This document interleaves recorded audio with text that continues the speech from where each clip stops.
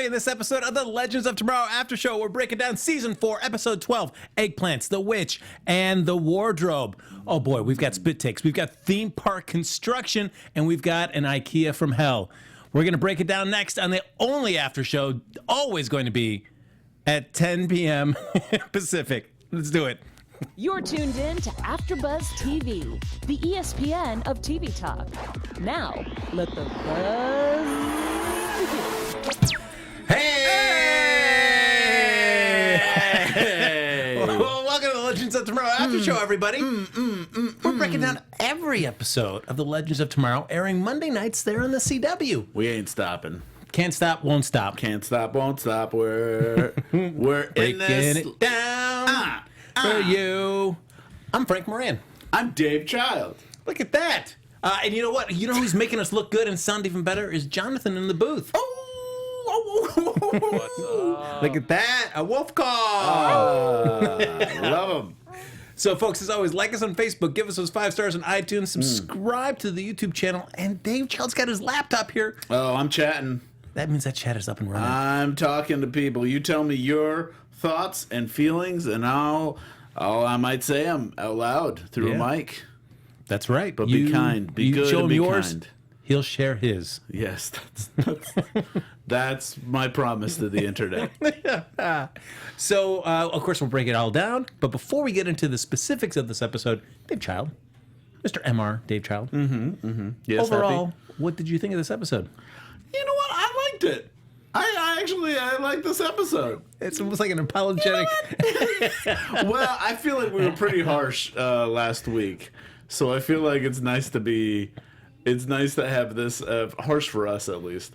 And I think this episode, I suspected I was going to like it. I usually like it when they have some sort of weird mystical bottle thing going on, bottle episode, and that's what this was. And I pretty much liked all of it. I think we might have a similar beef this time around, but I do think I did like this episode. I thought it was pretty good, and all the storylines were pretty fun to watch. Most of the storylines were pretty fun to watch. If I let you go for a few more seconds, a couple of the storylines. Just one storyline. No, I like that. Well, I love the IKEA Purgatory. I think that was like fun and quirky, and it also definitely someone definitely thought of it while being stuck in an IKEA, because an IKEA does feel like purgatory. So it was good. Does it? Do you? Yeah. Because for me, I enjoy the experience of IKEA. I've never looked at it as a hell demon. You're a hell demon. I like, you know what I like in IKEA is if you know how to maneuver around it. If you're in it, if you're in an IKEA for the first time and you don't know how, like, the tricks and the trades of IKEA, and you don't know how great their frozen yogurt is, and also their cheap food, which is actually pretty good. You can get pretty cheap meatballs. IKEA. It's not purgatory. But, you know, it's pay pop a zip. But if you're in it for the first time, you don't quite know what to do. You can even follow the arrows, but the arrows are going to take you the long way around, and you're like, I just want to buy a lamp. Why do I have to walk through all of these living rooms? Why do I have to walk through all of it? It's just very complicated. So it feels like a purgatory if you're lost. Well, folks, as Dave was saying, if you've never been there or you've been there before and you're kind of reluctant to go back, go to Dave Child's website. He's got a link to his ebook that you can buy about the tips and tricks that you'll need to safely navigate IKEA. A child's guide through IKEA. That's actually not a bad idea. I gotta come up with some like how books that are just like a child's guide to blah blah blah. Hey, we just found a new thing. Michelle Lynn in the chat just has a great question for you, Frank. I think maybe for both of us, but I think specifically for you. What's your purgatory? If IKEA isn't your purgatory, which I think is pretty much mine, what's yours? Mine would be someplace where I guess I'm in line, and so I guess it'd have to be some sort of shopping environment. But I'm in a line, and everybody in front of me is paying by check. But not right away. They will always, even though they're in this long line, they will always each go up. They take out the card. They'll realize, like, oh God, that just happened to me today. Oh, wait, I'm going to pay by check. And then write out the check. And yes. It wasn't check, but it was like someone was on their phone and it was at CVS, and they were like buying something at CVS, and as they were on their phone, the person was like, "Oh, you got to do that. You got to press this. You got to do this. You got to put your number in. You got to do this." And she kept doing it wrong and like having to put down her phone, and then she brought up the phone and continued the conversation, and it took so long. Yes. That's a good purgatory. Yeah, people who do not know the simple retail process, when that is an adult that has been through the retail process many times, and for whatever reason has consciously decided, I will never remember any of these basic steps. Right. And each day that I go to one, I will treat it like a newborn babe, encountering, what is this machine? How do I operate it correctly? That would be my purgatory. Cool. Yeah. Nice. So there you go. Michelle Lynn, I hope that was a great answer to your question, which was an excellent question, by the way. Okay, Star Drew, by the way, in the chat says Frank's purgatory. This is assuming a lot. Frank's purgatory must be watching the Penguins movie, Boo 2, and maybe Robot Cop in 2014. Robot Cop. I would love to get in the Wayback Machine to go check out. Also, I love how it's Robot Cop and not RoboCop. Yeah, Robot Cop. I want to check Robot Cop. That is like one of those like knockoffs that you'd find in Blockbuster. Yeah, that are just tying in. But I think they're talking about the reboot of RoboCop is what it was. But I like Robot Cop so much better. RoboCop That's so much better. That sounds like a movie that I could get behind. Oh, this is a good one. No, we could talk. Keep sending in what your purgatories are, because this is actually kind of fun. Rabnerd28 says, mine would be a guy trying to show me unfunny Instagram posts and thinking they're the most hilarious thing in the world. That's a good one. I like the guy that's always like, hey, take a look at what do you think? Look at this. Look, the cat. The cat's eating it, but that's not what a cat should eat.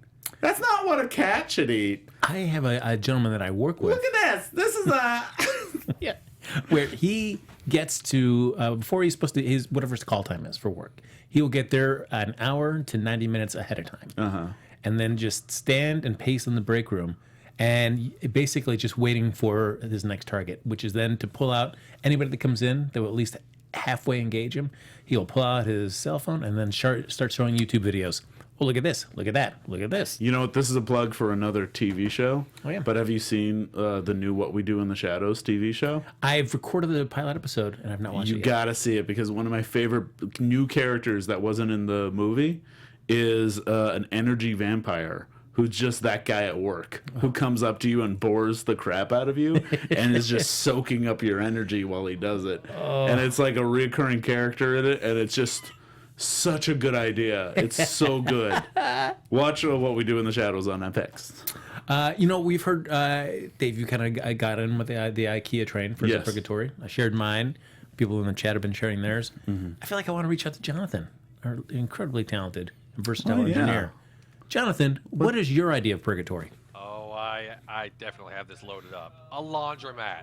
It's just straight up a laundromat. Just laundry, circular, go around in circles. Folded clothes, 6 inches by 6 inches. No, I hate laundromats. And you have to keep moving the laundry from the washer to the dryer, but they're never. And then you fold it, and then you have to keep washing it. Too far away, and you got to debate whether or not if you want the cart, if it's worth the walk. Good one. That's a good one. Walk. It's not. I love it. 5-second side tangent there, Jonathan. Laundromat etiquette. If somebody's walked away from their wash and you need to use that machine, will you take it out? No, I wouldn't take it out. Got it. Nah. Okay, this is another good one too. We're gonna get to the episode eventually, but Mercenary X84 wrote, "Mine would be getting into debates with commentators online on YouTube." Oh, that's a good one. Just stuck in a never-ending conversation on Facebook or Twitter or anything. Oh yeah. That's true. That's a good one. Where you couldn't walk away. You had to. You had to keep responding. Please and it stop never talking. gets to. And you think you finally reach a point where they're going to be like, you know what, you have a good point. And then they say, nah, I think this. And then it turns into something else. And they bring in a whole nother debate out of nowhere. And then you can't stop. Oh, that's wonderful. That's a good purgatory.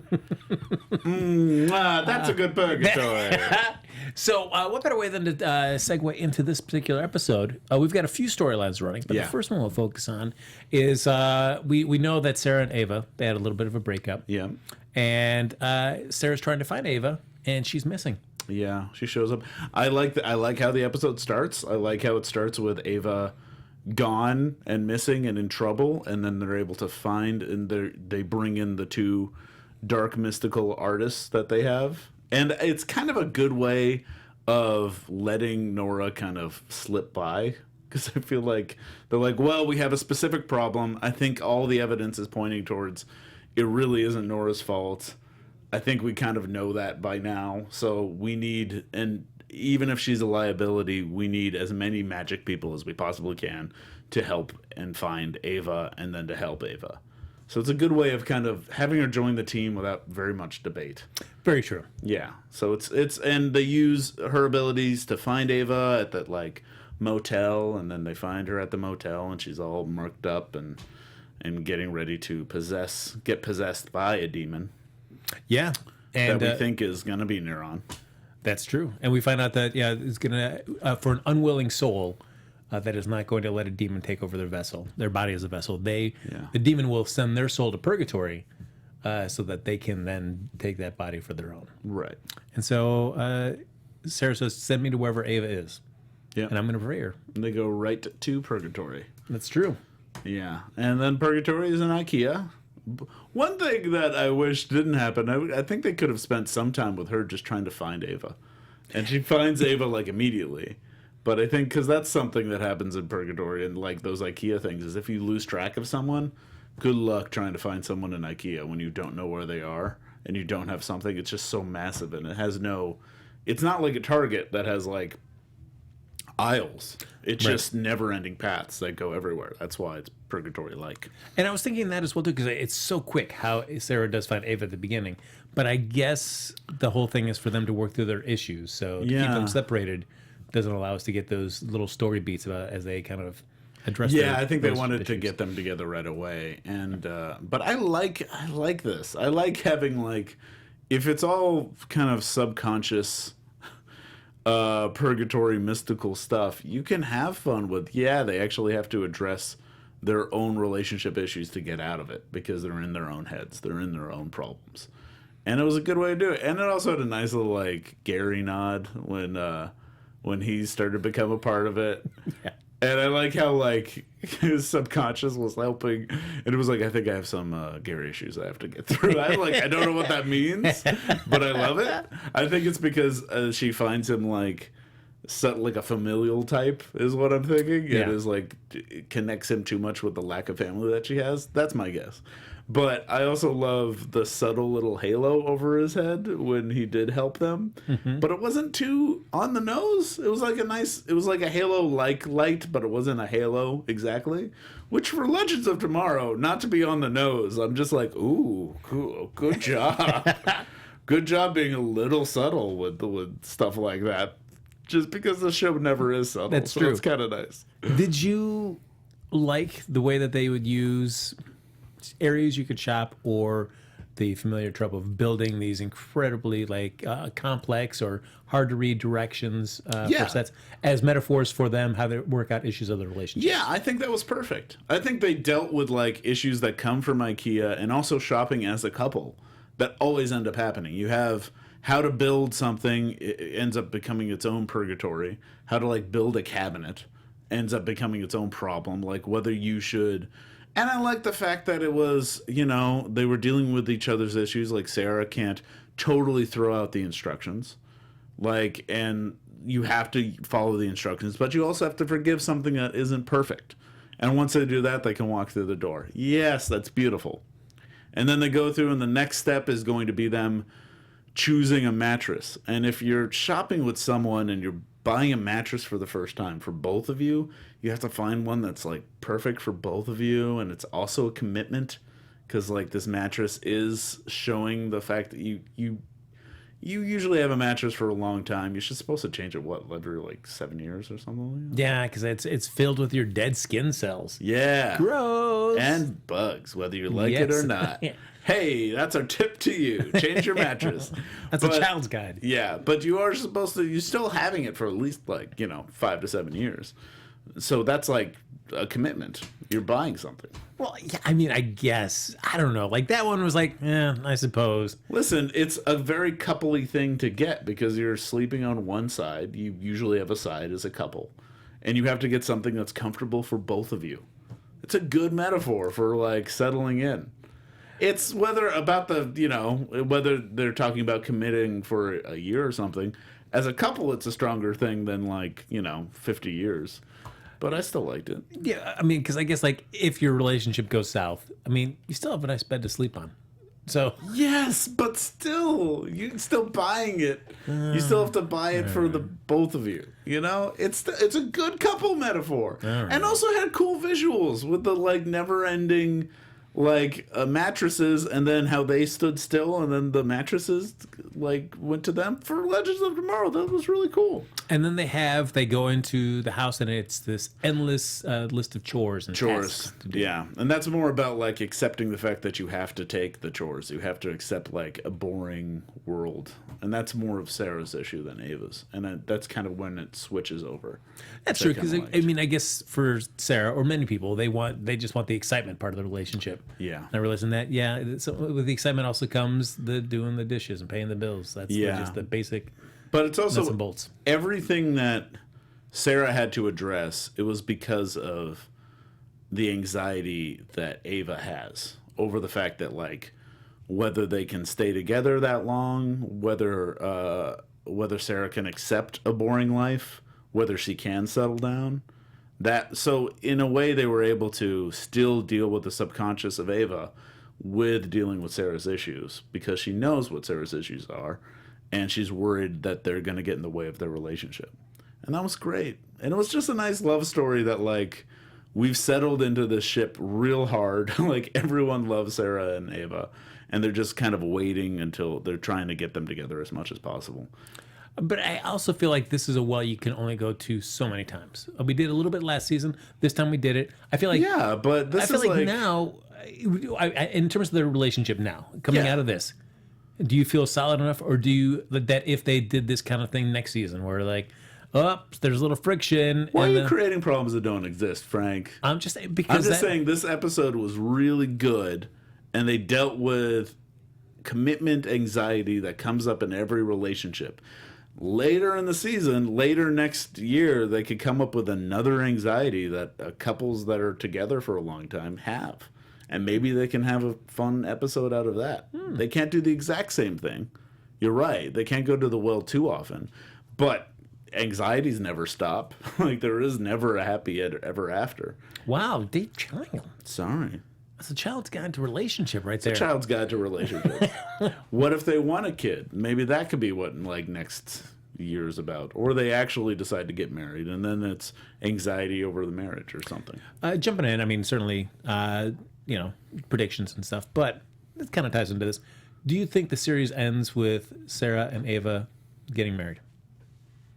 The series? The entire series? Correct. Yeah, I could see that happening. If they decide to end the series, they end it with a marriage between the two. That could be good. Because I'd be hard pressed to see it go past next season at this point. I just feel like they're kind of burning out. Right. I mean, I think that's I think in a way right now they could just go back to time travel and have it be a time travel show. And they're dealing with mystical stuff all around. But who knows? I don't know. But I think you're right. That would be a good ending to have them get married, and then they're still doing what they're doing, and they're never going to stop. Do you? And I feel like I'm talking about the show just in general for this moment, but it's segueing into our next storyline. But just in terms of Legends of Tomorrow, do you feel like this could be such a ensemble show that, say, after next season they do the big Crisis on Infinite crossover, they finish up the season, they say, you know what? What if we just gave endings, happy, whatever, to these characters, and then we brought in whole new cast assembled from various Arrowverse shows and have them kind of take over? Maybe. Would that be something that would interest you, or be nah, just end it? If you're going to end it with these characters, just end I don't the show. know. I wouldn't mind it as long as we get a sense of what this new show is going to be like. I think the problem is they don't quite know what to battle. Every single season is mystical creatures now, and then before it was demons, then it was Doom Patrol, when it was the best, it was Doom Patrol, I feel. And so they gotta figure out who the big bad is or what they're fighting for. So I don't mind like a revolving cast of characters. It would be nice to have one or two kind of, especially Sara being kind of like always there or something. Sara and Ava, and then they can have different. They can rotate out Ray even and Rory. I love them, but like, there could be other choices. All right. Before we move on to the other storyline, I do want to talk about the Ava in a box, kind of at the end. Oh yes, which is the last thing that Sara has to choose. This was the one time I liked it, but I wish they did it a bit more, like Indiana Jonesy. Like I kind of wish she had like a selection of Avas, and she had to choose who her Ava was. And a lot of the Avas were like perfect or a certain type of Ava, but there was one that showed a flaw, and that's how she knew it was her Ava. So kind of like the quest for the Holy Grail. Yeah, the Holy Grail sort of thing. Yeah. Instead, she just kind of went down to the end of the hallway until she found her. Yeah. There wasn't really a choice that she made. She just passed. Why would you choose any of the other Avas? They're all in a box. But again, it's all in Ava's subconscious. So if it's pretty obvious to Sara, it doesn't mean it's obvious to Ava. So you can get through it. And that's fine. It was fine. I just kind of wish. I think they missed an opportunity to be a bit more Holy Grail about it. Yeah, I have to admit, this was the part of the episode because it gets to while they're doing the chores, they get into the big conflict, and Sara just says, "Just tell me what to say, so I can make this, better." And we keep going. And Ava's point is, if I tell you what to say, it doesn't mean anything. It's got to come from you. It's got to come. So she had to see her experience all this stuff. Yeah, which is good. And then also she just disappears, and then that's when we get the Avas in multiple boxes. Yeah, but she's always there. It's in her head. Yeah, I mean, I guess what the point is. It's her purgatory. Was Ava's thing? I was just like, oh yeah, there's got to be another Ava that's better. That's Sara. It's about her anxiety that that Sara wants a perfect Ava and not her for her as is flaws. Yeah, and that's what they choose afterwards. I guess. This is a great comment in the that's coming up in the thing from Rab Nerd 28. Frank, yes, stop trying to break up the only good Arrowverse couple. I'm not trying to break them up. I mean, that's great to have them together. It is the only good couple that we kind of love. It is, but it's also just something where I just don't want. I've seen too many shows where they've had the romantic leads, and I'll say that for this show, where they kind of have them go through the same type of issues. Get together, yes, break up, like, get together. Either be broken up or be together. And if you're going to be together, then commit to that and tell the type of stories that you can tell fun stories about a couple, but that's also what I think they're doing. I hope so. I think that's what this is. But I maybe. That's what she comes back to Ava, and she doesn't come back because of a mystical reason. She comes back because she wants Ava back. And then a mystical thing is in the way, and then they have to deal with couples issues. The couples issues you have when you're trying to decide whether to move in together or not. And that's what they're doing. They're just doing it in a very, superhero way. I guess, but I just feel like sometimes the pace of Legends Tomorrow in terms of when they're breaking out the arc of a relationship, really slow going. Because this was stuff that we kind of talked about last season, then kind of got reset at the beginning of this season where Sara was a little skittish about moving in and kind of calling Ava's place like their home. And so, no, I'm going to stay back on the Waverider. So I feel like we took one step forward, two steps back at the beginning of the season. That's life, man. That's what relationships are like. I think chapter 2. You are... You're looking for beef when there's no beef to be had. There's always beef, guys. There's always beef. That is a terrible philosophy of life, that you always think there's beef. There's always beef. I've got beef with anything. Where's the beef? Thank you, Jonathan. Where's the beef? It's all around us. The beef is the what we picked up along the way. Can we move to probably what is our actual beef? Yeah. Is one of the storylines? For sure. But before we do that, Dave. Oh, what do you got to tell me now? Is this another issue? No, what I've got to say is that I want to give a big thank you to everybody. Yeah. Oh, man. Look at this. I may have beef, but you know what I don't have beef with? Oh, the fantastic people that watch all our great shows here at AfterBuzz. How can you beef with them? They're fantastic folk. Absolutely. They stay up. Holy cow. I mean, it is 10 p.m. Pacific time. 1 o'clock on the East Coast. and they're sticking around watching the show. They don't have to. Wow. They do it because they love it, and we love you for doing it. And we do so many after shows here, whether it's something like what we do in the Shadows, maybe, or Barry, or a variety of different things. Great quality shows. And you make it, by your watching it, make it possible for us to continue to do so. But we're also asking for a little bit of help. So if you could subscribe to us on YouTube, give us a thumbs up anytime you watch one of the videos. Rate us on iTunes. Give it that 5-star rating right there and say something flattering about Dave Child because he loves that. Yeah. But whatever you're doing, wherever you're listening, wherever you're watching, get involved in the conversation. Leave a comment so we can just see what you're thinking of the show, how we can constantly improve it to make sure that you're getting the best value for your hard-earned time. But regardless, thanks so much for watching our shows and helping us become the ESPN of TV talk. All right, guys. Yes. You're all so beautiful. So, hot beef talk time. Are we getting into beef? Hot beef? Should we play our game of Where's the Beef? Oh, all right. Okay, I'm down. I'm down to play it. Let's see if our beefs match up. I think it's this. I would write it down, but it's going to be the same thing as last week. That's true. Theme park. They're doubling down on Hey World. Hey World. How much do you think that they spent on that set? Even just the partially realized bits. Well, I mean, some of it is CGI. They didn't actually make a Dragon's Den gate. I'm sorry to say. I would like that to just be like somebody's just driving down some road in Vancouver in a field, and they just see that, like, what the heck is that, honey? Yeah, I mean, it's just they're really trying to make Hank such a good guy, and he's dreaming, and he's basing the park off all of his drawings. Nate drew a lot of unicorns. As a little boy, he drew a lot of unicorns. This is bonkers to me that a grown man... No judgment. ...that, is in the military, has risen to the government ranks. Mm-hmm. He is giving childhood drawings of his son to construction workers. To realize. Like, with no... What? No. That is not at all how you do it. And he was betraying a demon in order to, like, make a weird zoo. Like, I agreed with Neron when he was like, yeah, he was making a weird zoo. He betrayed me. And it's like, yeah, man, I'm with you.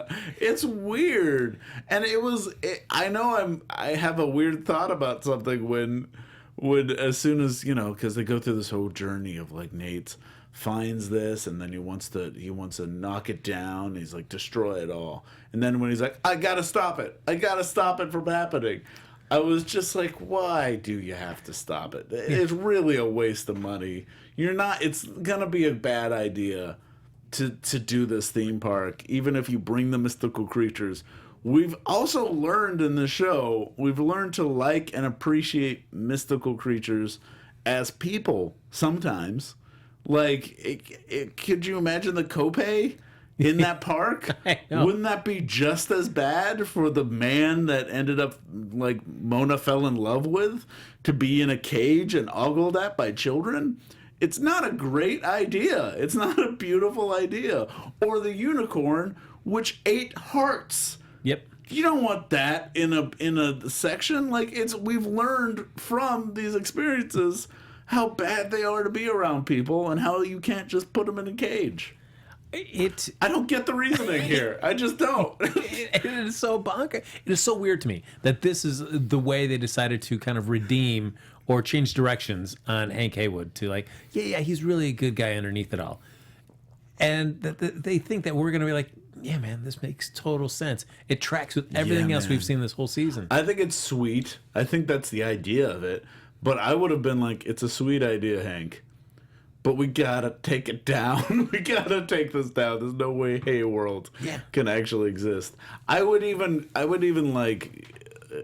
follow the logic that he's trying to reconnect with his kid. So he's trying to build this, and it's Hank being like an idiot.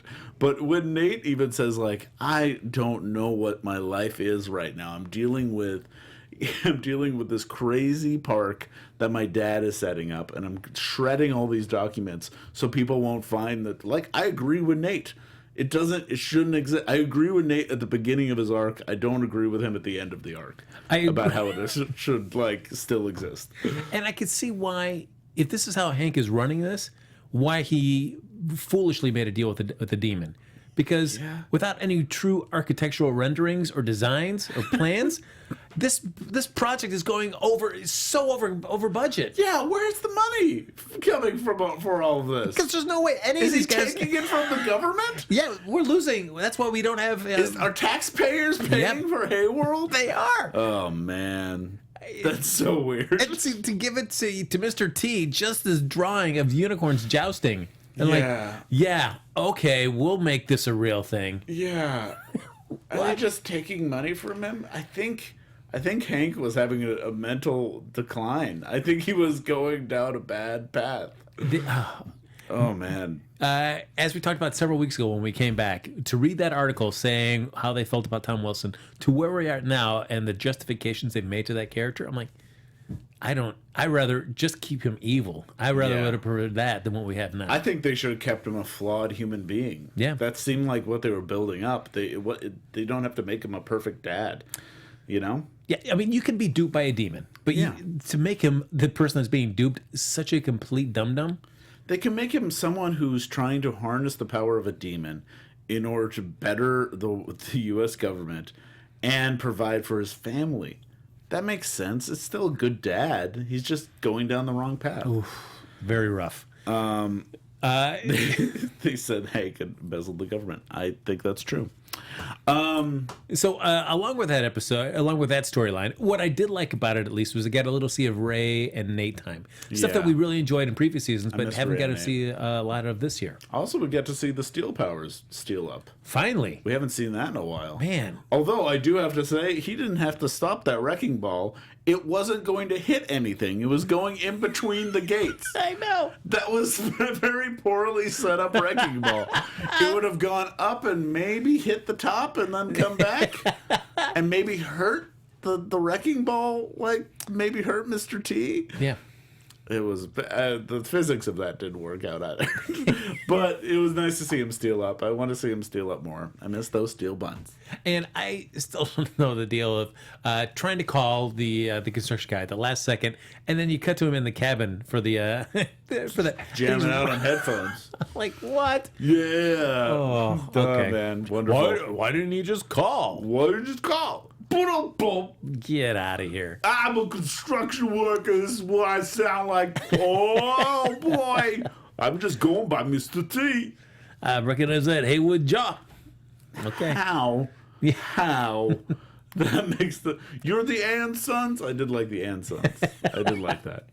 I did, yeah, but we got to see them together, and I did like when he came back and he did see that they had captured Neron by that point. And confronts him, and then I liked all the Neron stuff. I feel like if we want to jump to that storyline right now. Well, two things I want to touch on real quick with that before is one, I enjoyed the spit take. Always enjoy a good spit take. Yeah, good spit take. Yeah. And then we also have the Zari storyline. So which kind of ties in like, hey, do I tell this guy that I really like him? What's the best way to communicate that via text? That was an adorable storyline and also full of great character choices. And I enjoyed that. I like how each character, except they're still trying to figure out who Charlie is. Oof. But all the other characters were pretty defined. The ones that are defined, they were just and you got to see their choices, and you get to hear them talk it out. And it's always trying to figure out how to communicate. I like all of that. That was a good little C story. But I will say again, they have done a much better job of. We know we get Mona's deal. We get her character and her personality type, how she's going to react in a given situation, her point of view. Still, Charlie, man, I agree with you. It's all right. I mean, you're going to say some kind of surly thing, and she's more of she's becoming this sexual person. Okay. She's the one saying you up and with the eggplant emoji. The one thing I didn't like about the end of it though is that why I didn't like Zari going back to saying, oh, hey, about that text. His dad just died. Do you ask someone out after their dad just died? Why not? Give them a little bit I also of read it. hope. I read it as oh, maybe I shouldn't do this through text. Maybe I should actually do this in person. And then she chickened out at the last minute. But I feel like she felt maybe I know this person. I see him every day. We work in the same building. Do I have to ask him out through text, or should I just do it in person? So that's why I didn't mind it. The only thing I like, it was kind of, I think they are trying to draw this relationship out more, but I don't think it's that bad. I think it's like, I think they're just, they're being coy and cute with it. And we know they're going to be together, and let's just play with it while we can. But you know what? I feel like we've seen too many versions of that storyline where you spend too long in that coyness.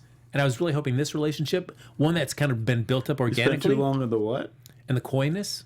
In the coyness. Yes. Oh, okay. I heard it as like coyness. Like, yeah. I don't know. You don't know that? I know what you mean by coyness. Yes. But I thought you meant you were coming up with some other word for like, this is what happens before they date. Yeah. They're in the coin stage. That's right. Yeah. Where they share coins with each other? Yeah. Love coins.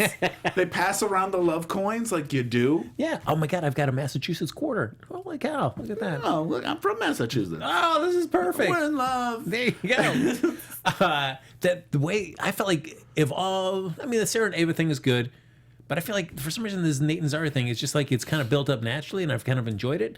So I really hope that they would kind of stay away from the usual TV tropes where they kind of just like, oh, we're going to extend this. Are they going to say anything? And just go against the grain and just like really kind of keep plowing. Yeah, I kind of wish it ended with them actually asking each other out. Yeah. But, I'm still okay with it. I think it's going to happen like by the end of the season. All right, so hot Neron storyline. Yes. They easily captured Neron so easily in that hotel room. That's not that easy. They had to first they had to put a fake Ava using their powers. They actually used Charlie's powers. Mm-hmm. Charlie does have good, useful powers. And they were able to use that. And then they had the fake out with Nora, and then John Constantine was right behind. I feel like it was, a bit of a trap that they set for him. I got to give it up for, I think out of every magic user I've seen on any of the Arrowverse shows, Matt Ryan, always enjoy watching him do his thing as Constantine. Yeah. There's something like Damien Dark or even Nora, but when they just kind of do the hands, I just the way they Constantine. I always feels just like the it's way a he does struggle to do it. Yes. Yeah. And also, I liked when Neron showed up and everyone was going crazy around him. Mm-hmm. I think they've established that the fact that he kind of has chaos in his wake, that was cool. I like that. I guess one of my least favorite things though to do, Frank, to any sort of demonic entity that is possessing people, is you make them whistle. That's what I hate when they do that. Well, they were doing that for a reason. Well, this course, is the thing. This is the thing.